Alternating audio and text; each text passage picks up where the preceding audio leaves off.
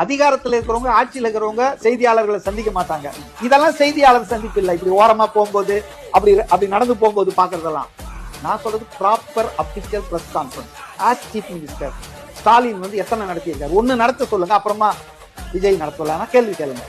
உங்க முதுகுலையும் நீங்க அழுக்க வச்சுட்டு அடுத்தவங்க முதுகு குறை சொன்னீங்கன்னா என்ன அர்த்தம்? அதனால நான் இன்னொன்னு நான் ஃபீல் பண்றேன். விஜய் ரொம்ப புத்திசாலிங்க. அவர் எல்லாமே மெஷர்டு ஸ்டெப் எடுக்கிறாரு. மோடி 11 வருஷமா பிரஸ் கான்ஃபரன்ஸே நடத்தல. மரண பயம்னு சொல்லுவாங்க தெரியுமா தமிழ்ல? மரண பயம் வந்திருக்கு திமுகவுக்கு விஜய் கட்சியை பற்றி. மேபி அவங்களுக்கு கவர்மெண்ட்ல இருக்கிறதுனால நிறைய சர்வே, சீக்ரெட் ரிப்போர்ட், உளவுத்துறை, இன்டெலிஜென்ஸ் இதெல்லாம் கிடைச்சிருக்கலாம். அதன் காரணமாகவே அவர்களுக்கு இந்த மரண பயம் வந்திருக்கலாம். அப்ப நான் இப்போ கொஞ்ச நேரத்துக்கு மேல உங்களுக்கு சொன்ன பழவந்தங்கள் பகுதியில வாழ்த்து போஸ்டர் விஜய் படம் போட்டு ஒட்டினதை கிழிக்க சொல்லி டெப்டி கமிஷனர் உத்தரவுன்னு ஒரு இன்ஸ்பெக்டரோ எஸ்ஐயோ சொல்றாருன்ற தகவல் சொன்னேன். மற்ற கட்சிகள்லாம் இருக்காங்க. மற்ற கட்சிகளுக்கு இந்த மாதிரி ஏதாவது தாக்குதல் வருதா? இல்ல.